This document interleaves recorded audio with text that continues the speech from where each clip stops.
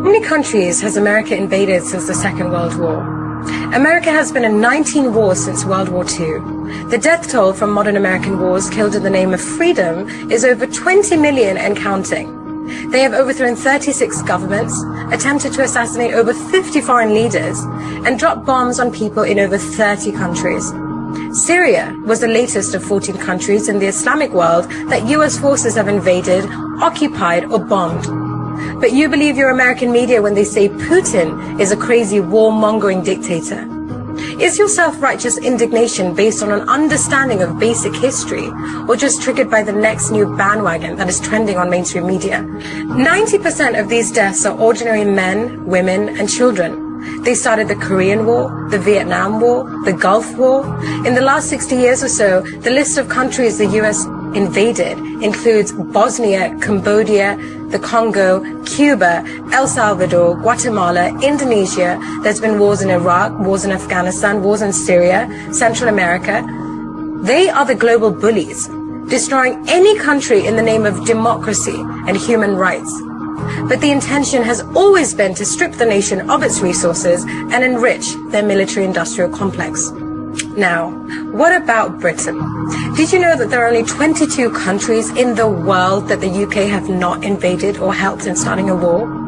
The hypocrisy of the West is an abomination. Where was the sense of injustice when George Bush and Tony Blair invaded Iraq? Even after the UN weapons inspector Hans Blix visited Iraq and confirmed that there were no weapons of mass destruction. What a coincidence that Mr. Blix was found dead from suicide. Do any of you actually know Ukraine is not even a sovereign country? The state of Ukraine does not exist. If people just stopped and educated themselves before flinging themselves into a frenzy of indignant theatrics all over social media, they would discover that in 2014, UN Secretary General Ban Ki-moon stated that since December 1991, Ukraine has not registered its borders as an independent country. Ukraine is still under the territory of Russia, and everything that happens in this area is in fact an internal matter of Russia. And as far as Putin is concerned, there is no invasion. But now suddenly you're all Ukrainian. You all stand with George Soros, Hillary Clinton, and Marina Abramovich. Everyone is so used to instant news, like instant coffee and instant noodles or instant text messages, you don't have the patience to step back, to query the historical context of present-day events, to educate yourself on an intricate and complicated ancient conflict. So my question is, when everyone starts shouting on the rooftops that today they stand with Ukraine, do they realize that they're actually standing with Russia?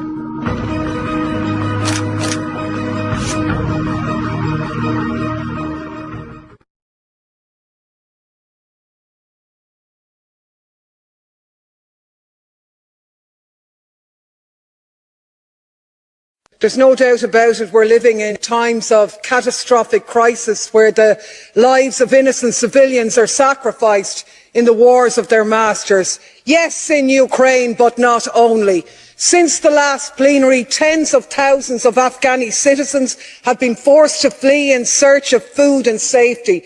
5 million children face famine, an agonising and painful death, a 500% increase in child marriages and children being sold just so they can survive, and not a mention of it, not here, not anywhere. No wall-to-wall TV coverage, no emergency humanitarian response, no special plenaries, not even a mention in this plenary, no Afghani delegations and no statements. My God, they must be wondering, what makes their humanitarian crisis so unimportant? Is it the colour of their skin? Is it that they're not white, they're not European, that their problems come from a US gun or a US invasion? Is it that the decision to rob their country's wealth was taken by a despotic US president rather than a Russian one? Because, my God, all wars are evil and all victims deserve support, and until we get on that page, we have no credibility whatsoever.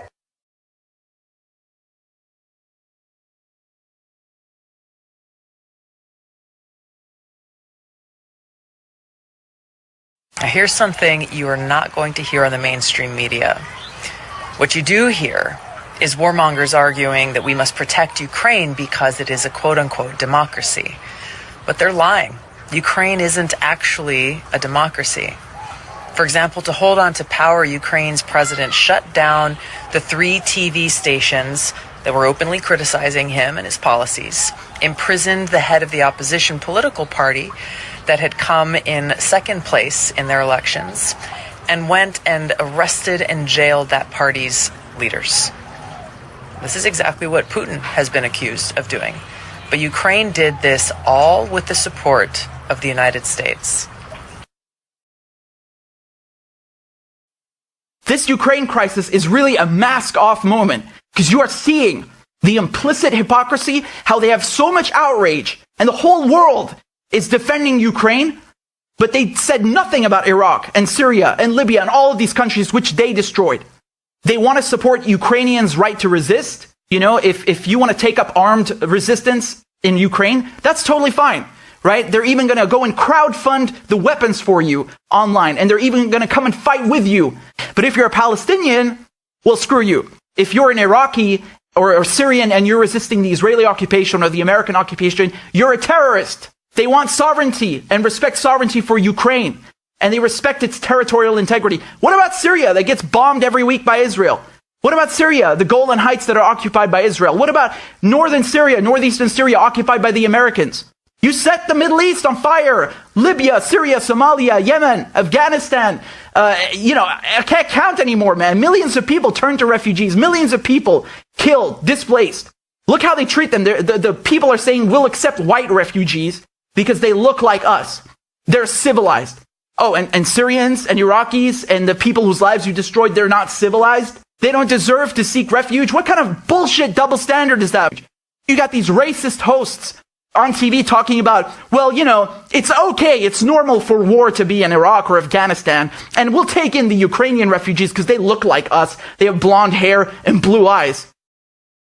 Me, I'm sorry, it's very emotional for me because I see European people with blue eyes and blonde hair being killed, children being killed every day with Putin's missiles. But this isn't a place, with all due respect, like Iraq or Afghanistan, that has seen conflict raging for decades. This is a relatively civilized, relatively European, I have to choose those words carefully too, city where you wouldn't expect that or hope that it's going to happen. And this is not a developing third world nation. This is Europe.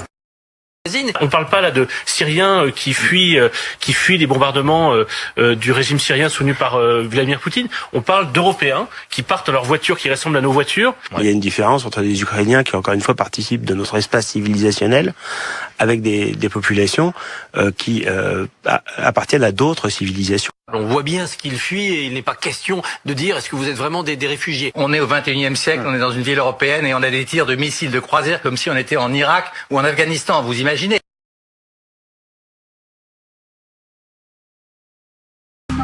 The small fringe minority of people who are on their way to Ottawa or who are holding unacceptable views that they're expressing do not represent the views of Canadians who have been there for each other, who know that following the science and stepping up to protect each other is the best way to continue to ensure our freedoms, our rights, our values as a country. We are not intimidated by those who hurl insults and abuse at small business workers and steal food from the homeless. We won't give in to those who fly racist flags. We won't cave to those who engage in vandalism or dishonor the memory of our veterans. So to those responsible for this behavior, it needs to stop. There's a level of admiration I actually have for China because their basic dictatorship is allowing them to actually turn their economy around on a dime and say we need to go green as fastest, we need to start investing in solar. I mean, there is a flexibility that I know Stephen Harper must dream about of having a dictatorship that he could do everything he wanted that I find quite interesting. regardless of the fact that we are attacking your fundamental rights or limiting your fundamental rights, and the Charter says that's wrong, we're still going to go ahead and do with it. The federal government has invoked the Emergencies Act to supplement provincial and territorial capacity to address the blockades and occupations. We went after the funding. Our efforts combined with the city's efforts eliminated the GoFundMe. $10 million are no longer accessible to the demonstrators. There are other funding avenues that we continue to aggressively go after through intelligence, information, coordination with financial institutions, and all three levels of government. We are broadening the scope of Canada's anti-money laundering and terrorist financing rules so that they cover crowdfunding platforms and the payment service providers they use. We will be relentless in pursuing the funding that has enabled this demonstration to continue to this point. These changes cover all forms of transactions, including digital assets, such as cryptocurrencies. I want to be very clear. The scope of these measures will be time-limited, geographically targeted, as well as reasonable and proportionate to the threats they are meant to address. The Emergencies Act will be used to strengthen and support law enforcement agencies at all levels across the country. This is about keeping Canadians safe, protecting people's jobs, and restoring confidence in our institutions. As of today, a bank or other financial service provider will be able to immediately freeze or suspend an account without a court order. Justin Trudeau, I mean, I thought he was kind of a cool guy. And I started to read what he said. This is a couple of weeks ago. He was, or maybe this is September, but he was talking about people who are not vaccinated. He said they don't believe in science. They're often misogynistic, often racist. No, they're not. That was not smart of him at all. Right. He said, but they take up space. And with that, we have to make a choice in terms of a leader as a country. Do we tolerate these people? It's like, tolerate these? Now you do sound like Hitler. Canada and our allies will defend democracy. We are taking these actions today to stand against authoritarianism. The people of Ukraine, like all people, must be free to determine their own future. We will continue working with our international partners to safeguard Ukraine's territorial integrity and prevent further Russian aggression.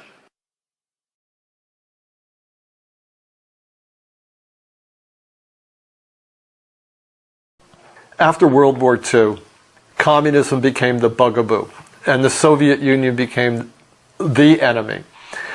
And even though, and one of the things the CIA did right after World War II was hire a lot of Nazis. Guys who'd been Nazis were now recycled and brought into the CIA. The Nazi rocket scientist, von Braun, went to work for the United States developing intercontinental ballistic missiles.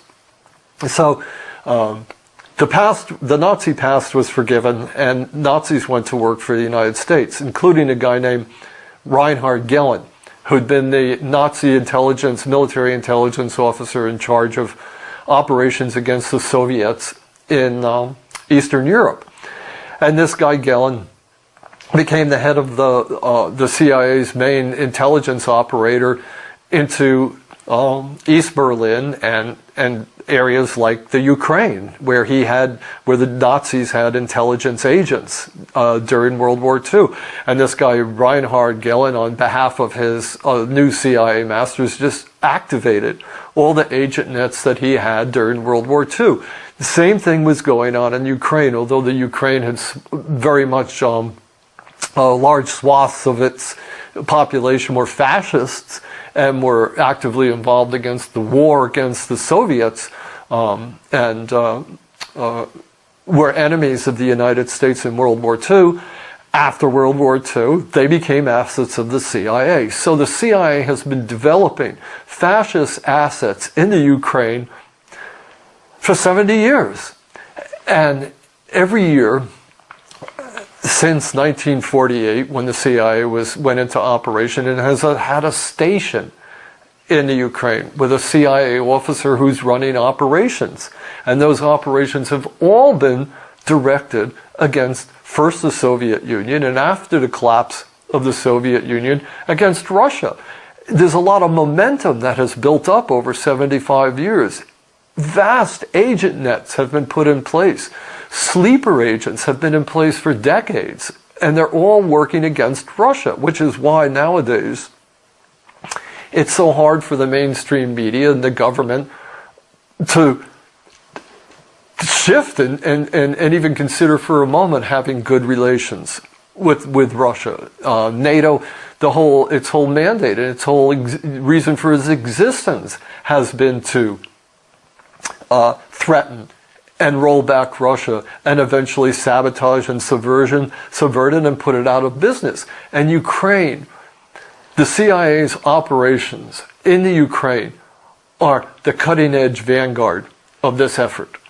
So if you look at recent events in Ukraine, you have to see them in that context. How, for decades, the CIA has been trying to recruit Ukrainian politicians, Ukrainian businessmen, who are sympathetic and compatible with Western American ideas and values and interests of fighting against the Russians, and recruiting them and putting them in place and setting them up with bank accounts, giving them paramilitary training, everything the CIA does across the board. Ukraine has been the vanguard of this operation against Russia.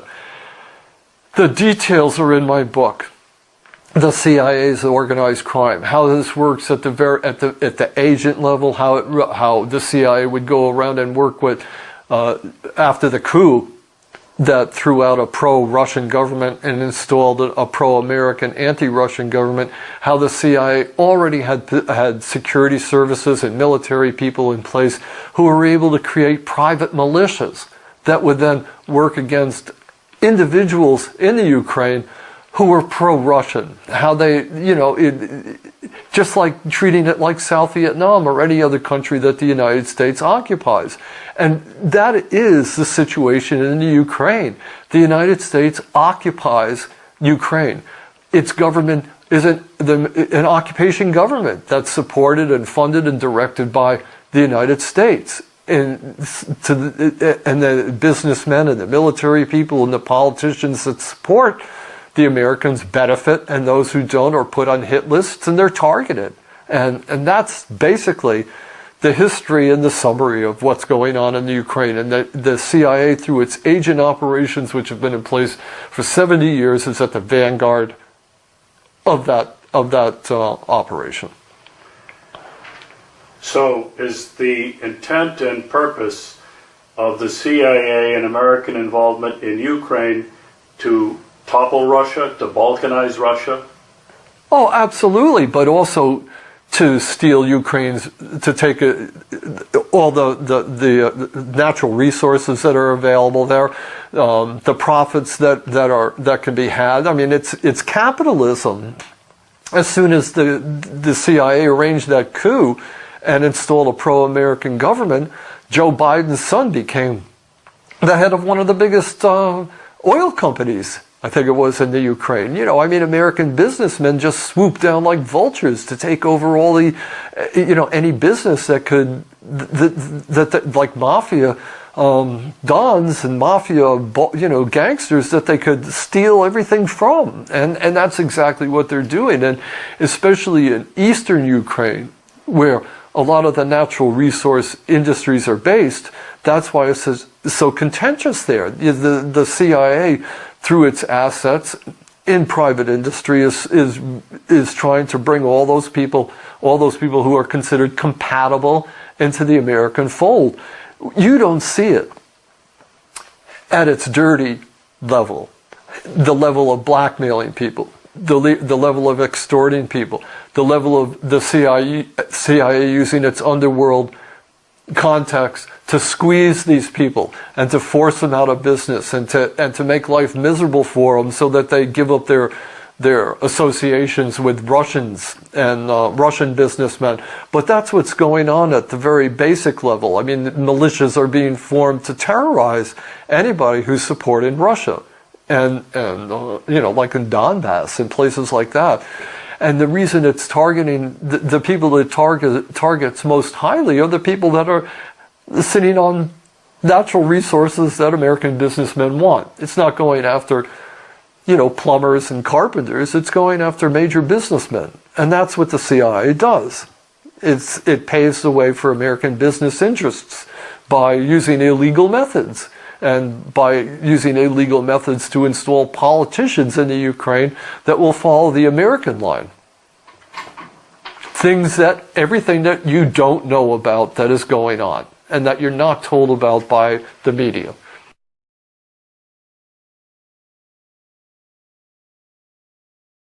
Outlined there, you know, for the past 6 years, we've lived with a Remainer chattering classes who have demonized national identity. They've described national sovereignty as being basically xenophobia. They've mocked everyone who waves the English flag or the UK flag. And now, lo and behold, with the crisis in Ukraine, they've discovered that actually those things are very important and they have real meaning. And there's a real hypocrisy to this, you know, from people who support the EU and from the EU itself. They're now talking about how important national sovereignty is in Ukraine. These are the people who have undermined national sovereignty, not only in the UK, but across Europe over the past few decades. So I'm glad they're finally discovering that national sovereignty is important. I wish they'd discovered it a bit sooner.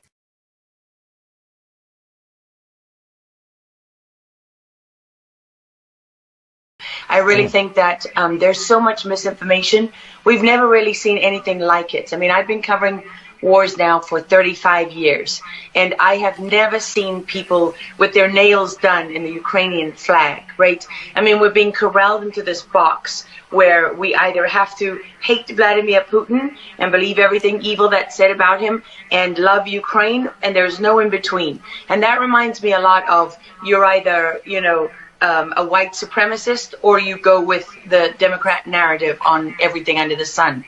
Although, you know, these days it's hard to believe anything that our leaders tell us, because they've lied about COVID, they lied about Russia collusion, they lied about the Ukraine impeachment trial, and there's so much more going on in Ukraine that nobody is talking about. You see such dishonesty when it comes to the history of Ukraine. You see dishonesty when it comes to the Azov battalion, which is funded by the US and NATO. I mean, you can find pictures of them online holding up the NATO flag and the swastika at the same time. Their own emblem contains the black sun of the occult, which was a Nazi SS emblem. And it also contains the sideways, you know, lightning insignia of the SS. I mean, this is on throughout the Ukrainian military. You can see that black sun of the occult on their body armor, even on the female soldiers who are paraded in front of the world as being, you know, such an example of Ukraine's independence and spirit and nobility. Even they are wearing the black sun of the occult. And, you know, the White House wants you to believe, well, this doesn't matter, it's just a small number of troops. It's not true. The Azov battalion has been murdering its way through eastern Ukraine. Yeah. We don't want to admit this. This was why Crimea voted for independence. This is why Crimea wanted to be with Russia. Because we in the media, in the Western media and in the West, won't acknowledge the reality of what's gone on. Western Ukraine backed the Nazis. It was a headquarters for the Nazi SS. The CIA under Alan Dulles actually gave immunity from prosecution to the Nazis of Ukraine from the Nuremberg trials. So there's a long history of the United States and our intelligence agencies funding and arming Nazis in Ukraine. These are not like new neo-Nazi groups that sprung up. These are the actual Nazis from the Second World War, who, if you go back to the Nuremberg trials, said that they were planning for a 1,000-year Reich. And so you have to really wonder, as you look at this, when you know that the CIA sponsored the color revolution in Ukraine in 2013 and 14, that they selected Ukraine's leaders, go to Victoria Nuland's leaked phone conversation where she and the U.S. ambassador are deciding who can lead Ukraine. I mean, there's as much interference here as you could possibly imagine before you even get to Hunter Biden, Nancy Pelosi, John Kerry, and Mitt Romney, and all of their children who are employed, who earn millions from Ukrainian gas companies. Yeah, you are pointing, pardon me, to a real credibility crisis for our leaders. I want to let Karen Turk jump in. Yeah, I wanted to bring up the fact that President Zelensky is Jewish, and I don't know exactly how this factors in, but there's some very interesting points in what you're saying. And what troubles me about the moment that we're in is that we have such a selective and a narrow reading of history. You know, President Zelensky may be Jewish, but he's not the only one in this who suffered during the Second World War, whose ancestors suffered, right? I mean, look at Putin. How many relatives did he lose in the siege of St. Petersburg? People don't know their history. They don't know what made Vladimir Putin. And I'm not I'm not defending him. I don't need to defend Vladimir Putin. My job as a journalist is to try to understand what is the truth here. I don't like being lied to, and we're being lied to on an epic scale. When we're told your only choice is you have to be 100% with Zelensky, who's a puppet, who you can find on the internet in black stilettos and leather pants, you know, with shirtless, doing a spoof Dancing with the Stars kind of entertainment video. That's a mock of a Ukrainian group that does this kind of satanic, occult type of music video. And I mean, Zelensky was selected, like so many of our leaders. And honestly, with big tech and with election fraud these days, we don't know how many leaders all around the world have been selected for us and weren't actually voted in. But what we do know is that there are increasing problems with technology and the digitization of our world. Because look at what's happening with COVID. Look at what has happened globally. We are fighting the same battles all over the world. To pretend that this war is about Russia and Ukraine is just a barefaced lie. If Putin has been warning for 15 years that he is not going to stand by while the globalists take over the world, build bioweapons facilities and whatever else they're doing in Ukraine, Ukrainian oligarchs. Ukraine has been a center of money laundering for, you know, many of the leaders in this country. For how long? Billions of US dollars have been laundered through Ukraine, and we say nothing about it. These are our tax dollars. I mean, before the impeachment trial, had you ever heard of anyone in the United States, I mean, us bringing in foreign governments to the White House for anti-corruption training? I mean, does nobody question these things? Why do we not question them? We have an idiot like Lieutenant Colonel Vindman, who goes at the impeachment trial and sits there as a lieutenant colonel. He didn't even make colonel. And he's telling the President of the United States what his policy should be. You have a traitor in the form of Maria Yovanovitch, who was Obama's ambassador, who's telling Ukrainian government officials, don't listen to the will of the American people. Don't listen to the election results. We are the true leaders of America. I mean, and then people object when the woman isn't even fired. She's given a cushy job for life at Georgetown University at the expense of the U.S. taxpayer. I mean, there's so much hypocrisy and dishonesty here, and Ukraine is at the center of it all. Finally gets called out over the hypocrisy on war crimes committed in Ukraine. Hypocrisy should be adopted as the official slogan of this administration. In this case, it's related to Russia being accused of committing war crimes in Ukraine and the Biden admin calling for International Criminal Court, ICC, to investigate. However, the reporter points out a crucial piece of information that Biden's team wanted to keep hidden. Dylan Hausman from the Daily Caller reports that State Department spokesman Ned Price defended America's hypocrisy regarding the International Criminal Court during a press briefing Thursday. Watch. Especially as it relates to the ICC, you're welcoming this investigation by the ICC prosecutor. You know, you haven't always welcomed investigations at the ICC that ICC prosecutors have gone into. In fact, in the previous administration, that an investigation into potential war crimes in Afghanistan was met with actual sanctions on ICC staff. And the U.S. has consistently warned the ICC not to take up cases involving Israel. So, given that neither Ukraine nor Russia is a member of the ICC, and that for the ICC to take up a case involving non-member would require a UN Security Council vote, which is doomed since the Russians will veto it, where exactly do you think that justice is going to come from here? Well, Matt, not only is neither Russia nor Ukraine a state party to the Rome Statute, neither are we, as you know. And the concerns we have over the ICC as a certain of jurisdiction in certain circumstances, those remain. Those have not gone away. But at the same time, so those concerns relate only when the U.S. is being. You have those concerns only if the U.S. is being investigated or Israel? The United States, as we've spoken to, has the capability, has the wherewithal to conduct independent, thorough investigations. But we recognize the meaningful role that the ICC can play in promoting accountability for atrocities. And we have supported and will continue to support the ICC's efforts in certain cases.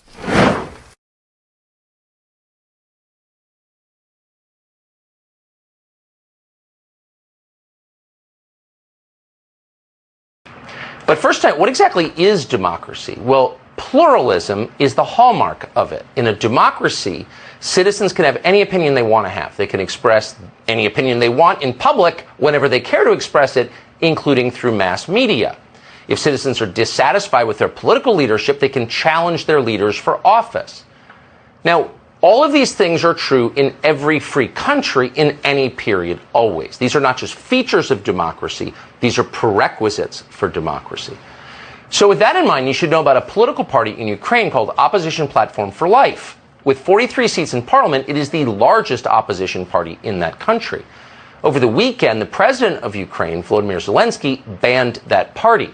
Opposition Platform for Life is now prohibited from, quote, all activity within Ukraine. So with a single command, Zelensky made it impossible for anybody to run against him for president. He did this not just to Opposition Platform for Life, but to 10 other political parties that he believed were insufficiently loyal to him. They're all illegal now. Obviously, there's a war underway in Ukraine, and on that basis, Zelensky has declared martial law. But we must tell you there is no evidence that the opposition parties he banned were aiding Russia in its war against Ukraine. Opposition Platform for Life, for example, denounced the Russian invasion the moment it happened, just like everybody else. But Zelensky took the opportunity to turn Ukraine into effectively a one-party state, which it now is. So having banned all opposition, he then seized control of the country's media outlets. Zelensky signed a decree that combines all national television channels into a single platform that he controls. He described this as a, quote, unified information policy, and it certainly is unified. So if all of these details seem shocking to you, if this is not the Zelensky you've heard about on the Today Show, then you may not have been paying attention to Ukraine. Zelensky has been solidifying complete control over Ukraine for a long time, since long before the Russian invasion and the war. Last year, he had his main political opponent arrested and his assets seized by the state. At the same time, Zelensky shut down 3 of Ukraine's most popular television networks, channels that, not coincidentally, had criticized him. So how should we as Americans assess this? Well, first and most obviously by admitting this is authoritarianism, it's not democracy. And with that concern in mind, you should be very worried by your leader's response to what's happening in Ukraine, the growing dictatorship there. And that's the word for it. What's another word for it? If you have ideas, send it to us. On the very same day that Zelensky shut down opposition media and all opposition political parties, professional liar and Atlantic Magazine pundit David Frum posted this on Twitter, verbatim, quote, Ukraine may be the first example in human history of a country that, under the pressure of war, is becoming more tolerant and more liberal. Right. So when you outlaw all criticism of yourself, that's called tolerance. It's called democracy. But don't take the word of a single Canadian warmonger propagandist. David Frum is hardly alone in telling you that. All of Washington is telling you that. Watch. So proud of President Zelensky and the courage that he has shown. And in Congress, we are trying to get the administration on board. And President Biden is showing moral leadership, just like President Zelensky is showing moral leadership. He, of course, by his example, shows the kind of courage we all hope we can reach and provide at a moment of real testing. Government doesn't give us our rights. Our rights come to us from God, and government is just a shared tool to secure them. And you see that spirit, that American Philadelphia 1787 spirit in Zelensky right now. God, these people. And again, on one level, you can understand why people are whipped into an emotional frenzy when they talk about Ukraine. Why wouldn't they be? Russia's invasion of Ukraine was shocking. It was wrong. the suffering of civilians there is entirely real. We're watching it on TV. It's horrifying. So it's entirely natural to root for the Ukrainians to expel the invaders, and obviously we are rooting for them to expel the invaders, Russia. But just because what Russia has done in Ukraine was wrong doesn't mean you have to lie about the Ukrainian government. In fact, if you really cared about the Ukrainian people and all the people you just saw on TV, we care so much, you wouldn't want them to live under a dictator. So you'd be highly upset about what Zelensky just did. So again, Ukraine was invaded by its neighbors, and we oppose that. We should oppose that. But that doesn't mean Ukraine is a democracy. It's not. And we shouldn't tell Americans it is, because that's a lie. Why go the extra step to tell us that Ukraine is a model democracy when it's not at all? So maybe you're starting to conclude that these people love Zelensky not because he represents the Ukrainian people, but because Zelensky is exactly the leader they would like to be, with wildly expanded war powers to make everyone who complains shut up at gunpoint.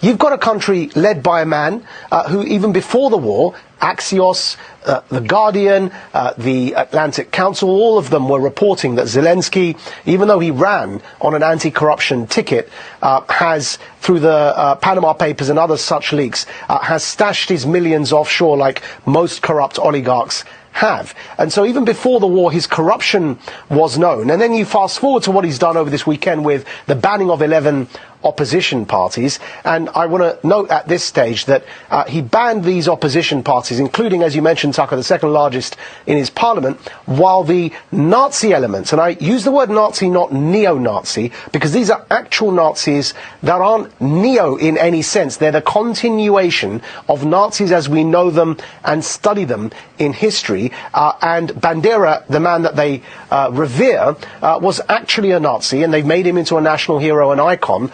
The Nazis in Ukraine have not been banned by Zelensky. And so this is a very interesting point, that you've got a man that we're hailing as a democratic icon who's fighting for freedom and democracy in our way of life, banning all opposition parties, controlling through the state the media narrative, while refusing not only to ban Nazis, but having, after not banning them, incorporated them into his state as a battalion, formally serves in the Ukrainian National Guard. Now, people say to that in response, yeah, but Majid, there are racists in every country.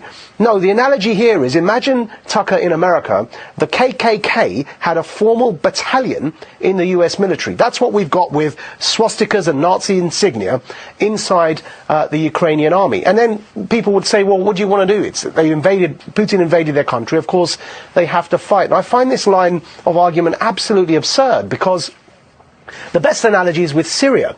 Now, Putin allying with Nazis in Ukraine to defeat Putin is as absurd as allying with ISIS in Syria to defeat Putin. You've got an extremist, an armed, extreme terrorist militia known as ISIS. None of us ever had any moral difficulty in understanding that Assad was a dictator, that Putin's support for Assad was wrong, but the people opposing him, the jihadists, were also wrong. Why can't we have that moral complexity when it comes to Ukraine? And keep the UK, and particularly the United States, my country, free. If you're for freedom in Ukraine, you can't try and shut down honest questions in this country or punish people for telling the truth. It's super simple, I would say.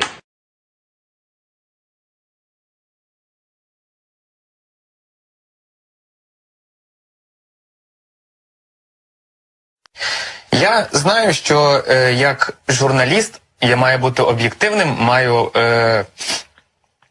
бути виваженим для того, щоб повідомляти вам інформацію з холодним серцем, але направду триматися зараз дуже важко, особливо в такий час, і якраз уже нас на Росії називають нацистами, фашистами і так далі. Я дозволю собі зацитувати слова Адольфа Ейхмана, який сказав, що для того, щоб знищити націю, потрібно нищити в першу чергу дітей.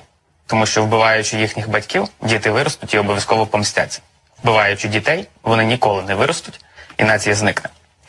Як Збройні сили України не можуть нищити російських дітей, тому що це заборонено правилами війни. І це заборонено різними конвенціями, в тому числі Женевськими. Але я не зі Збройних сил України. І коли мені випаде нагода розправитися з росіянами, я обов'язково це зроблю. Я дотримуюсь, раз ви вже називаєте нацистами, дотримуюсь доктрини Адольфа Ейхмана і зроблю все, що від мене залежить, для того, щоб ні ви, ні ваші діти ніколи не жили на цій землі. Для того, щоб ви відчули, як воно, коли вмирають ні в чому не винні цивільні люди. Для того, щоб ви відчули весь біль і страждання, коли ви говорите, а ми не починали війни. Це все Путін. Ми не хотіли цієї війни. Ми теж її не хотіли. Але тепер ви мусите розуміти, що тут йдеться про перемогу українського народу, а не мир.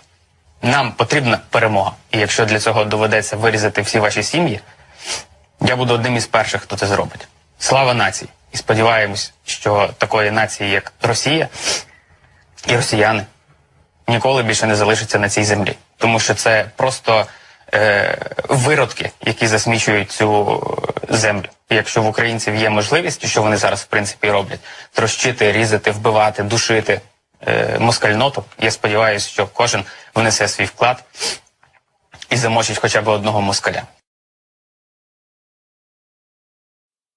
So I'm watching BBC News at 10, and I've got a nice little piece about Ukrainian army training civilians in Ukraine.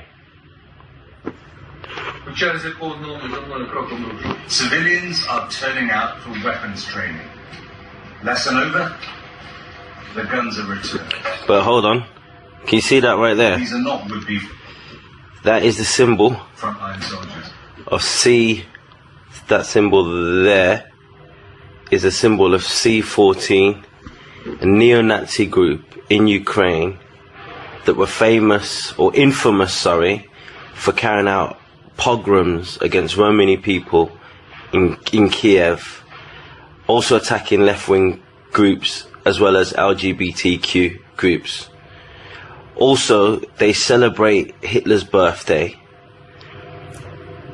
and this group is presented uncritically on BBC News at 10 by Jeremy Bowen. No mention of any of this. At least not yet. I believe that during these times we just learn to be ready. That is what I think. We just Unreal. Absolutely unreal. The whole world's gone mad. After that. I'm going to do everything I can to minimize Putin's price hike here at home. We understand Putin's war against the people of Ukraine is causing prices to rise. People are already feeling Putin's price hikes at the pump. Make no mistake, inflation is largely the fault of Putin. For the president to turn to try to pretend like prices weren't already rising, I mean, I don't think people are candidly that dumb. I mean, we remember the inflation was going on long before this happened. It's absolutely true this is making it worse, but to sort of whitewash what happened all of last year, I don't think is going to work for them politically. But look at this chart on gas prices just since February. If you look at the, I mean, it is a shocking increase. Although if you look at the numbers, inflation really started to rise almost exactly when Biden came in the White House.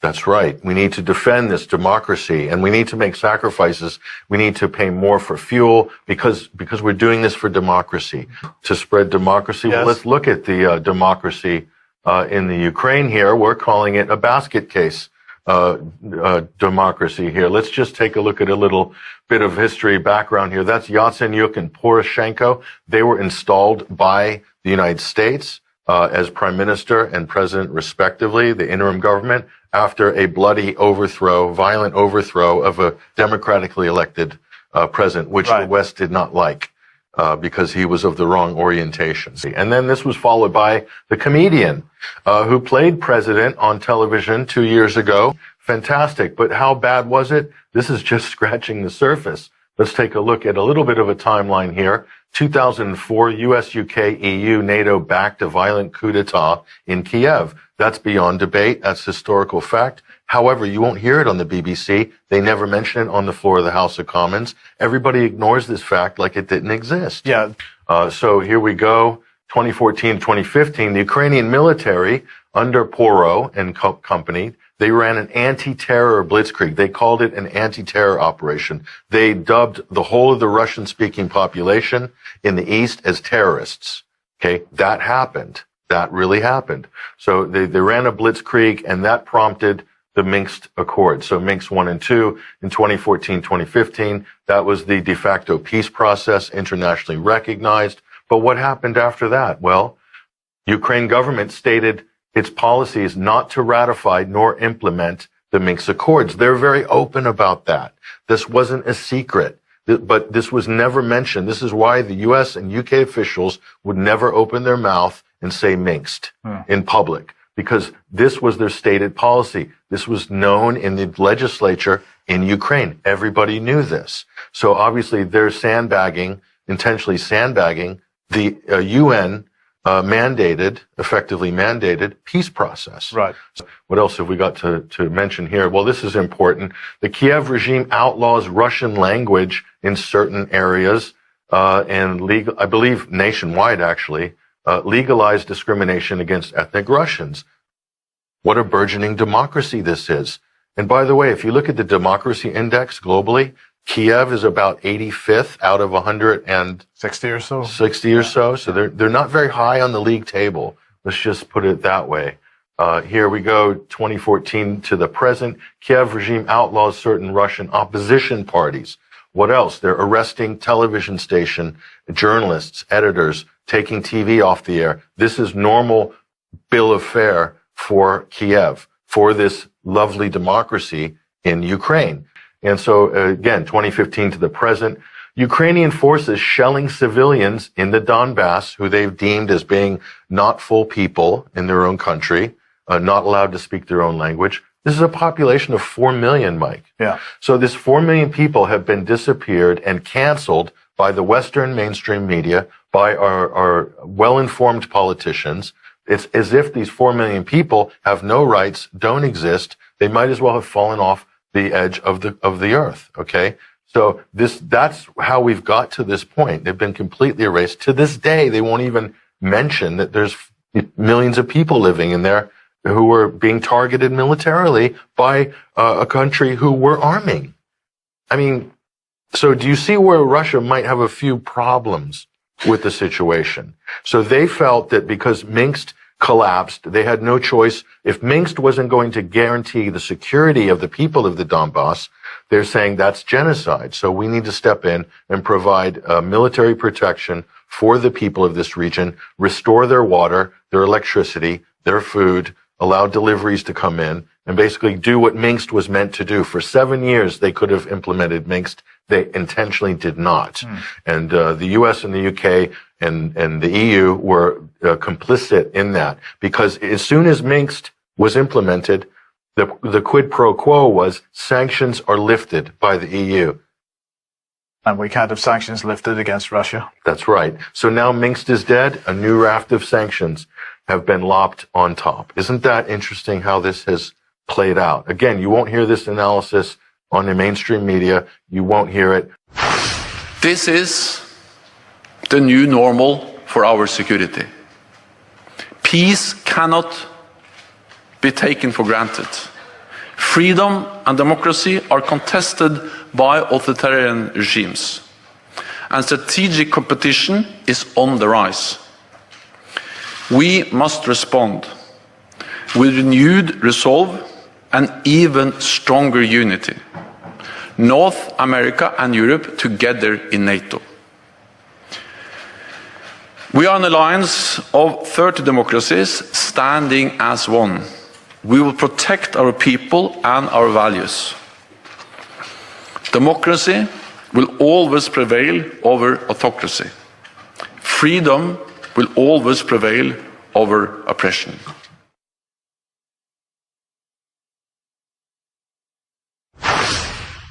So he has said those words, democracy will always prevail over autocracy, as we come out of 2 years of what? Well, not everybody's out of these 2 years. In France, there's millions of people on the street in France because the president and the government said you can't work, you can't buy food unless you take an experimental pharmaceutical product. Otherwise, we're going to discriminate against you. Same in Italy, also in Germany and other countries, Austria as well. And of course, we should mention Canada. So is NATO going to act against Canada? I think they should intervene in Canada and take out Trudeau. So democracy is the buzzword. So where did NATO get off now policing democracy? I thought it was an alliance to protect any members that got attacked by another country. I didn't realize their job is to promote democracy. When did that happen?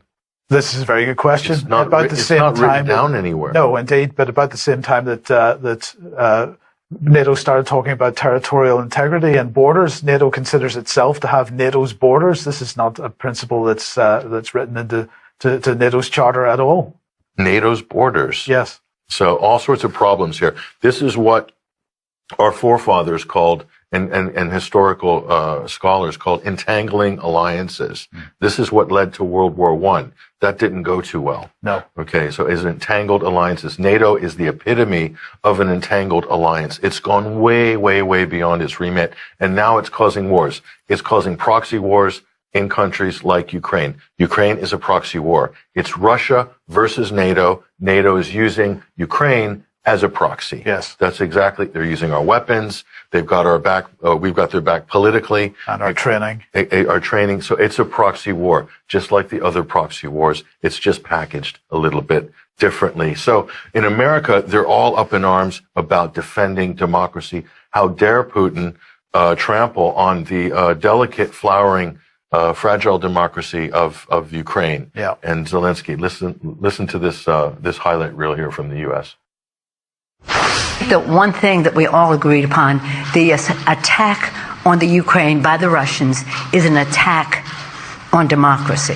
Putin is terrified by the prospect of a democracy at his border. And that's why defending democracy both at home and abroad must be an urgent national security priority. What is our democracy worth if we're not able and willing to stand against an invasion of another democracy? I don't even know what to say to that. So quite the democracy in the Ukraine, as we showed you in the previous segment here. So, beyond this, on from this point of view here. So Pelosi basically lost it, okay, when she was in her press conference and so forth. So here's Pelosi again. Just you have to marvel at the venom here, but go ahead and roll this. This is a very evil move on the part of Vladimir Putin. He's a KGB guy who happens to be probably the richest man in the world because of his exploitation of his own people that he doesn't want them to know about. This, my friends, is our moment. This is the Sudetenland. That's what people were saying there. The Sudetenland. The Sudetenland. So she's invoking Hitler in World War II. So here's Biden. So Biden's thing now is, and Kamala Harris is saying, we need to basically suck it up for democracy. We're going to suffer. We're going to pay more at the pump. Hyperinflation, goods and services, food, it's all going to go up. But you're doing it for the people of Ukraine. We got a video here. Watch this. I know this is hard and that Americans are already hurting. I will do everything in my power to limit the pain the American people are feeling at the gas pump. This is critical to me. But this aggression cannot go unanswered. If it did, the consequences for America would be much worse. America stands up to bullies. We stand up for freedom. This is who we are. The president has already said Americans will be facing some economic fallout or some hardships. Can you explain to Americans what exactly will they face if this happens? Sure. As the president talked about in his speech, we are aware that, again, when America stands for her principles and all of the things that we hold dear, it requires sometimes for us to put ourselves out there in a way that maybe we will incur some cost. And in this situation, that may relate to energy costs, for example. So basically they're saying you be prepared to pay. So everything they've done to deflate to inflate the currency, to cause hyperinflation, all the COVID relief, all the dumping of billions of dollars and wasting it on test and trace, buying vaccines that all got dumped in a landfill or sent away to some African country that we don't care about. Okay, all of this stuff, furlough, and the list goes on, all the corporate welfare, all of that. And then jacking up the price of energy to pay for all these green policies. All of that has now been funneled into one very convenient scapegoat, and that is Vladimir Putin. Vladimir Putin. So job done, guys. Everything, all sins are absolved, and now everything's on Putin. That's how it works. Yeah. Let me get something straight. NATO promised that they wouldn't move an inch to the east. That was a lie. And now we are surrounded by an aggressive military alliance. NATO gladly bombed Yugoslavia under the pretenses of potential genocide. Did they bomb just military installations? No. NATO destroyed schools, hospitals, bridges, cultural monuments, private businesses, and industrial plants. Did you forget about that? Did you forget about how NATO pumped money and weapons into Georgia right before Georgia bombarded Russian peacekeepers and civilians? Of course you did, because your media doesn't want you to know. Did you forget how yet another territory was ripped away from Serbia? Do you not remember Kosovo? Did you protest then? I bet you didn't, and I bet you didn't even care. Did you forget the invasion of Libya? If you're in Europe, you can't forget. Thousands of migrants are your daily reminder of what your governments did to that country. Did you protest the illegal invasion of Syria by Turkey and the US? I bet you didn't. Do you care about Saudi Arabia starving Yemen? I bet you don't. Do you care, or did you care, about the illegal invasion of Iraq and Afghanistan under false pretenses? What, they aren't people to you? Why haven't you been vocal against the murder of children and civilians at Iraqi and Afghani weddings by American bombardment? Ah, that's right. They're brown people. They're probably worth less to you. Where were your crocodile tears when Kiev started bombarding Ukrainian Russians in the east simply for doing the exact same thing as the Ukrainians did in the west, was to get rid of a corrupt government? Where were your crocodile tears when Kiev shut off electricity and water to Crimea? Where was your Save the Ukrainian People when 48 civilian anti-Maidan Ukrainian protesters were rounded into a Union trade house and burned alive, whilst those who tried to escape the fiery hell were beaten and shot? Do you by any chance know who the Madonna of Gorlovka is? Do you know what the Alley of Angels memorial is? Let me give you a hint. People engraved into that memorial aren't alive, and they are not adults. Did you shed even one digital virtue signaling tear when the children at the children's beach in Zagreb were purposefully bombed by the Ukrainian military using illegal cluster bombs? I bet you didn't. But that's okay. How would you? Your mainstream media keeps you in the dark. For 8 years, the US and its allies have been pumping billions of dollars worth of lethal weapons into Ukraine. For 8 years, the Ukrainians have been waging a war with their own people in the east. And for 7 years, Russia and the people of the Donetsk and Lugansk republics have been patiently waiting for Kiev to adhere to the Minsk agreements. Should Russia have waited maybe 20 more years? You know, the amount of years that the US spent killing Afghanis.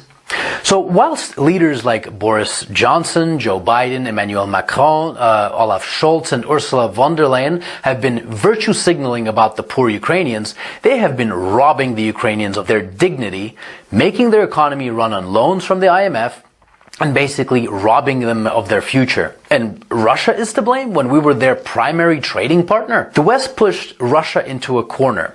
Protect yourself from an increasingly hostile neighbor who wants to become part of a hostile military alliance called NATO and lose Nord Stream 2, for example. Or watch Russian Ukrainians get slaughtered by the thousands. And since it did, what do you think your tax dollars were doing in Ukraine? That's right.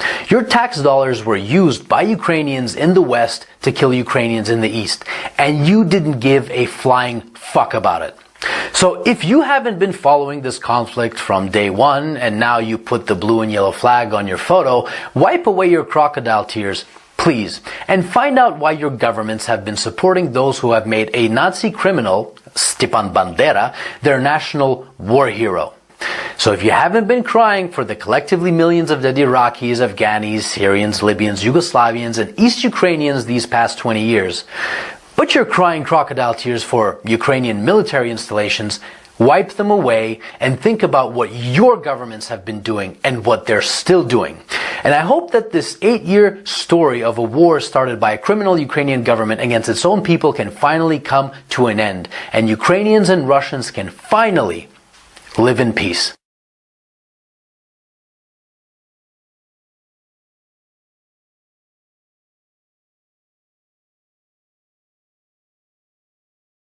Heard of what's going on in Ukraine. First of all, it's a massive distraction. They're trying to distract you away from what's really going on in everybody's home country.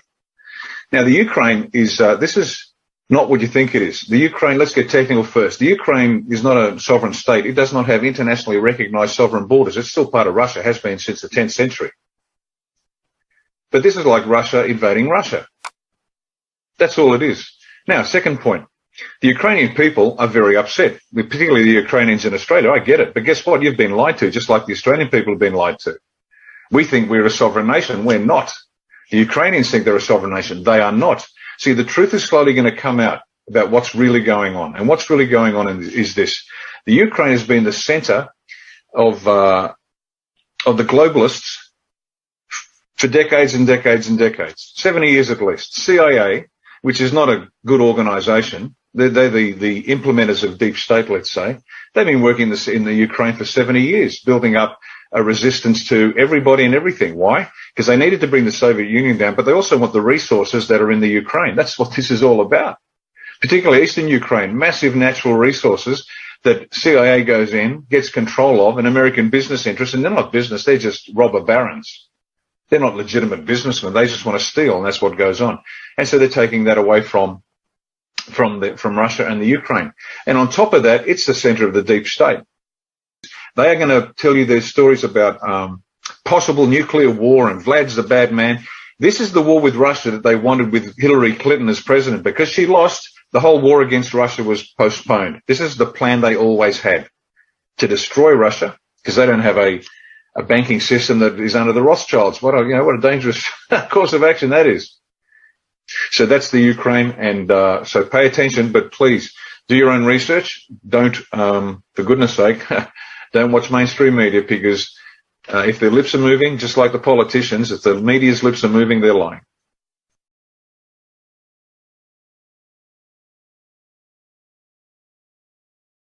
I mean, look at this footage. This is footage of Putin's troops bombing the Ukraine.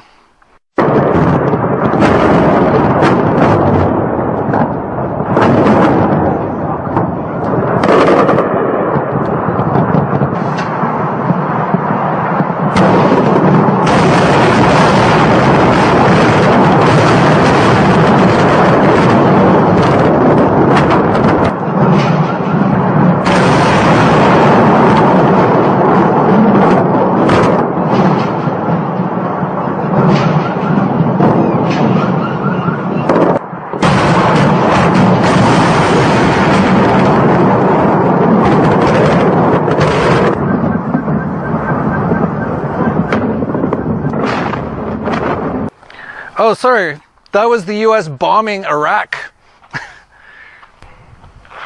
Yeah, remember that one? Where they said they had weapons of mass destruction.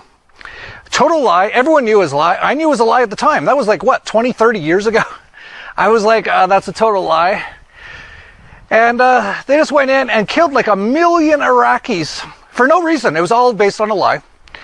And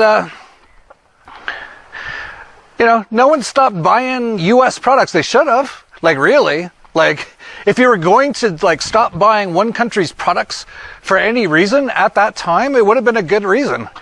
Because that was, like, one of the most heinous things ever done. But no, if it's the U.S. that does it, it's okay, right? And it doesn't even matter if years later they just laugh about it. Like George W. Bush just laughing. No weapons of mass destruction over here. Those weapons of mass destruction got to be somewhere.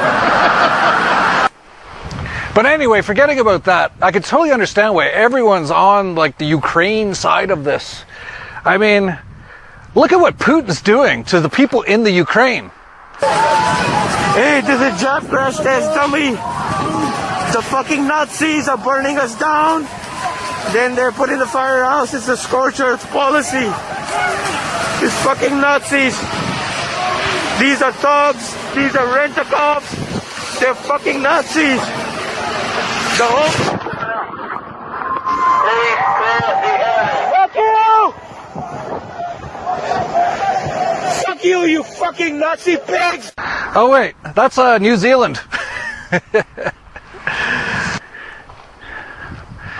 Well, there must be a reason everyone's like all just instantly on the Ukraine side of this with all the horrible things Putin's doing, right? Like, look at this. It's Putin's kill squad surrounds a Ukrainian family in the mountains after killing a teenage boy and the family dog. The Russian soldiers then shoot a mother with a child in her arms. Oh, sorry. That wasn't the Ukraine either. That was the FBI and the ATF at Ruby Ridge. Ah, jeez. Well, I can totally understand why everyone's like so upset about what's going on in the Ukraine. I mean, look at this before and after photo. Here's before. Beautiful place. And afterwards, just absolutely destroyed by bombs. Oh, wait. That's Syria. After the U.S. attacked it. But, you know, I can see why everyone's super pissed off at Putin. Like, what an animal. What a monster. Like, I found this. Unconfirmed. Yes, we came, we saw, he died. Oh, wait, that was Hillary Clinton and Libya. Huh. Well, you know, Putin, what a monster, though. Like, we should, like, make it so anything any Russian person ever does, like, we just hate them for all this stuff. Like, look at this. Putin's been bombing, like, men, women, and children just randomly in, like, Yemen and Somalia for, like, years. Oh, wait, that was, like, Barack drone bomber, Donald Trump, and now Joe Biden doing all that stuff. Huh. Well, if you think what's happening in the Ukraine is bad, wait till you hear what's been happening in Palestine for the last 50 years. I can see why the whole world is just mesmerized by this right now, you know, because this came out of nowhere. It's not like there hasn't been a Russian-Ukrainian war since 2014, where Soros and the U.S. came in and overthrew another democratic government in the Ukraine, put in their own puppet Nazi government, and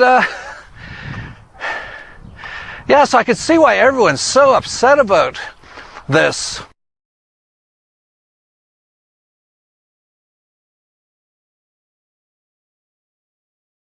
An American approach to digital assets is one that encourages innovation, but mitigates the risks to consumers. We've got that story plus your environmental, social, corporate governance score. But first, we have to, of course, talk about the war that everybody is talking about right now. Yemen, under longest period of Saudi heavy bombing seen since 2018. We take this from the fine folks at antiwar.com. The Yemen Data Project released its monthly summary of the Saudi-led coalition's air war in Yemen and found that the last 4 months have been the most sustained period of heavy bombing in the war since 2018. For the month of February, the Saudi-led coalition carried out at least 200 air raids and up to 716 individual airstrikes in Yemen. Since October, just last October 2021, the coalition has launched at least 200 air raids each month. The Yemen Data Project recorded 15 civilian casualties in February, a significantly lower number than the 426 in January, the highest monthly rate since 2016. The airstrikes in February focused on the Hajj Governorate, where 51 air raids were recorded. All 15 civilian casualties for the month occurred in 2 air raids. On Valentine's Day, the Saudi-led coalition targeted a water drill in the Al-Matama district of Al-Jawaf, killing and injuring at least 3 civilians. In the Abs district of Hajj on February 20th, an air raid hit a civilian house, killing a woman and a child and injuring at least 10 more people. Yemen Data Project found get these percentages. 11% of the bombings hit civilian targets. 18.5% hit military targets, and 70.5%, I don't know, can't be identified. 70.5% of the targets can't be identified. Civilian infrastructure that was hit by airstrikes includes communication sites. Always the first thing to knock out in war. You knock out their communications, their radio, their TV stations. Then, of course, you follow up and hit them in the belly and blow up farms and residential areas. Over a year has passed since President Biden vowed to end support for the Saudi-led coalition's offensive operations in Yemen, but the U.S. never stopped servicing Saudi warplanes that are bombing Yemen. And recently, not only did they not stop, they've escalated their role in the war by helping the United Arab Emirates intercept Houthi missiles. Pretty sure, James, the UAE was softened up. I believe it was President Trump. That's right. The words fail me at times like this, because stories like this really bring home the absurdity of our society generally, and the way that it's structured, and the way that people can be made to look at any story that the mass media wants them to look at, and only think about that, only talk about that, only care about that, even if the exact same type of story is playing out somewhere else. In fact, on a bigger scale. Doesn't matter. They're not talking about that, so we won't think about it. So that civilian death toll for February, which was significantly down from January, looks like it's going to go up in March. Just from a few days ago, at least 80 Houthis killed in northwest Yemen fighting / airstrikes. So yes, again, Saudi-led forces carrying out a series of operations in northwestern Yemen's Hajjah district, killing at least 80 Houthis and wounding scores of others, including women and children. But those aren't the right type of women and children. Those aren't the ones we're focusing on. Just wait, because we all know that all the people who are crying their crocodile tears over Ukraine right now, like Holly and Phil on ITV's morning show, looking at the images of the girl singing in the bunker in Kiev, and they're crying on cue, I would say, being cynical, about that footage. Oh yeah, just wait until they find out what's happening in Yemen, and find out, oh, it's the U.S. that's supporting this, and has been supporting it since its big inception, has been actively arming and funding and training the Saudis and guiding them on their airstrikes. No. We can't have this. We're going to have a big protest movement. We're going to start sanctioning Saudi Arabia. Oh, wait, no, we're not going to do that. What is the latest about the U.S. and Saudi Arabia? The latest headline, Biden rejected by Saudis and UAE as he tries to replace banned Russian oil. So, of course, we ban Russian oil. We got to get it somewhere. Hey, Saudis, can you just turn that spigot on a little bit more? No? Oh, you won't even take my phone call? Oh, sorry guys. Because as The Intercept helpfully tells us, Saudi-Russian collusion is driving up gas prices and worsening the Ukraine crisis. So, it's almost like Pandora's box is opening and all of this stuff is coming out. Ooh, who would have thought it? And who's actively supporting it? Oh, turns out it's the U.S. Wow, surprise, surprise. But again, we're not allowed to think about this. We're not allowed to talk about it. Just watch what people are doing on TV and emulate them like monkeys. Amazon and other stores see a spike in sales of Ukraine-related goods. Now, no, people aren't buying actual Ukraine arts and products and foods and stuff. No, they're buying blue and yellow themed colored things made by slaves, most likely in China. And they don't think about that part and just think, oh gosh, I've got to buy all these tchotchkes. That shows my support. They can flip a switch and people will dance to COVID. They flip another switch and they can change how you say the word Kiev. They don't want anybody thinking about Yemen, period. Let alone, of course, any of the other half dozen wars Obama started that Trump continued, and now Biden as well.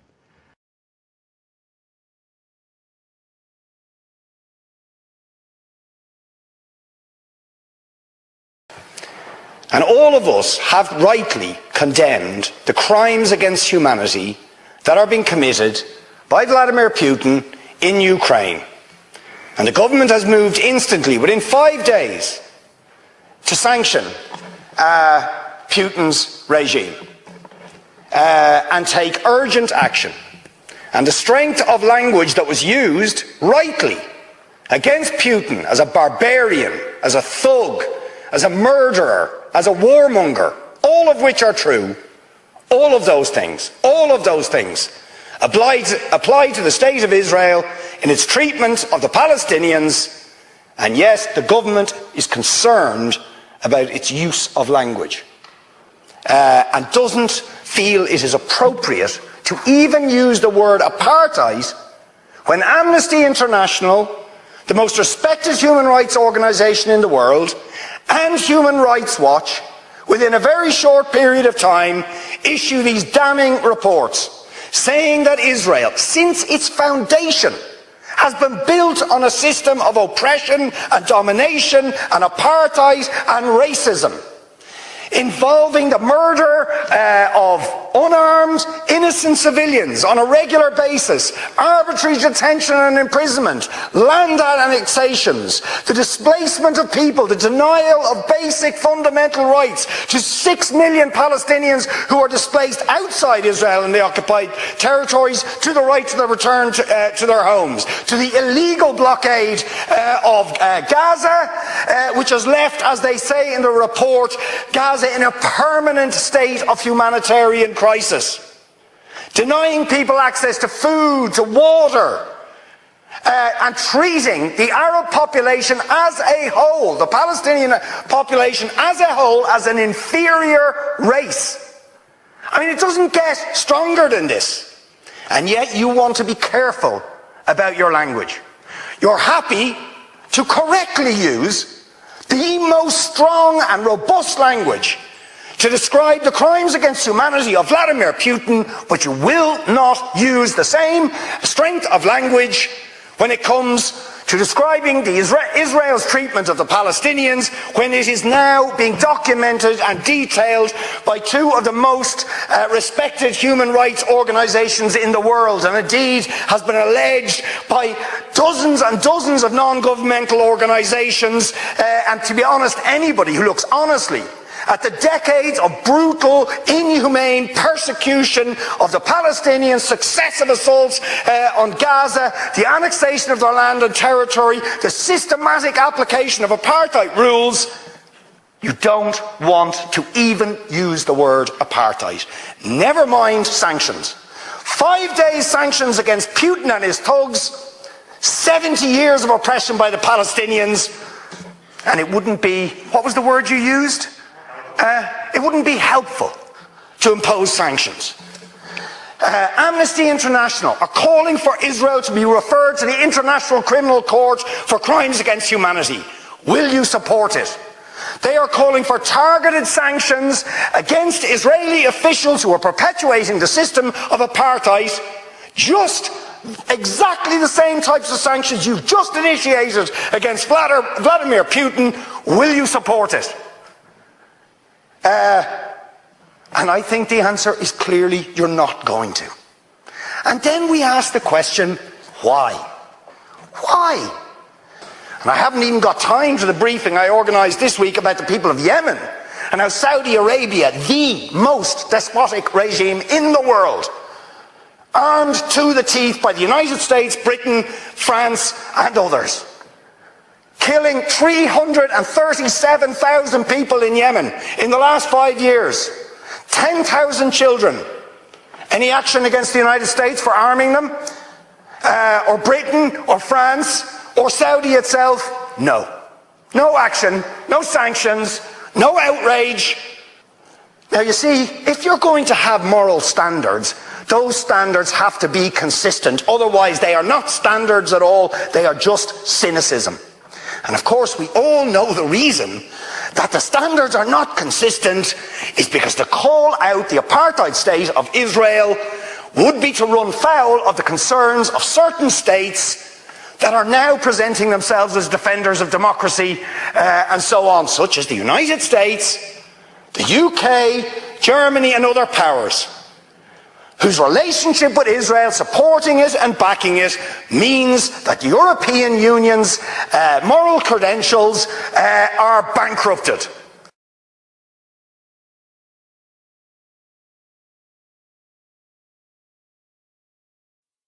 And here's this. Do you remember when this happened? Do you know what this is? The United States and the Ukraine, the only two countries in the world that voted against a UN resolution that condemned Nazism. That's real. So the U.S. voted against that, and they said it was because it would inhibit free speech, while Ukraine voted against it because it had pro-Russian bias. So I'm all for free speech. And the argument's just weird that the government takes a stand internationally for free speech, even for Nazis, and meanwhile wants Joe Rogan silenced. I think Nazis killed more people than horse paste. Historically, I could be wrong, but there you are. Do you remember this, Max? This happens every year. I mean, every year there's a UN vote to condemn Nazism. Russia introduces the resolution and the US and Ukraine vote against it. It's like an annual festival of Nazi apologia. Remember before the EU banned RT, the Biden administration openly supported Zelensky banning opposition media outlets that criticized the Maidan regime. This was never about democracy. It was a NATO-directed campaign for dominance by any means. So Zelensky in Ukraine, people don't know this because they never talk about it. He shut down the opposition or critical media in his country and imprisoned the leader of the opposition party. And that's who we're on the side of. And the State Department cheered him on and encouraged him to do it, pushed him to do it. That was what they wanted. That was the outcome that the U.S. State Department wanted. They don't want Ukraine to be a democracy. That's right.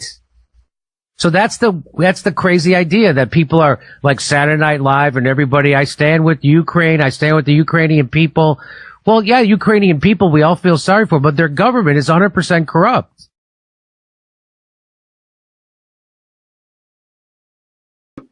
The Ukraine never filed its borders with the UN. I read that. So they don't actually exist as a country in international law. They're still part of the Soviet Union and its heir, Russia. There's many legal precedents for this. So in other words, the reason why countries like China aren't going to condemn Russia is because it's not an invasion. They're not going against the UN Charter. This is a police action within their own legal borders.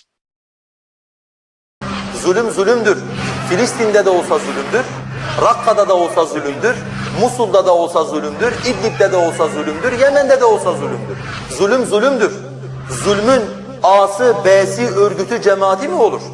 Onların istediği gibi düşünebiliyoruz. Onların istediği kadar ağlayabiliyoruz.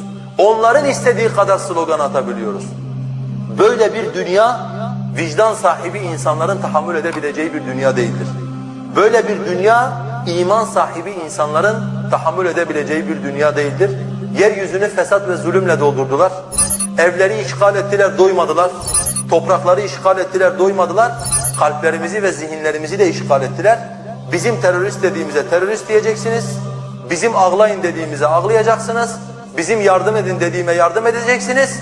Onun dışındakilere gelince susacaksınız diyorlar. Rabbim bu zulmü, bu münafıklığı, bu ikiyüzlülüğü sonlandırsın.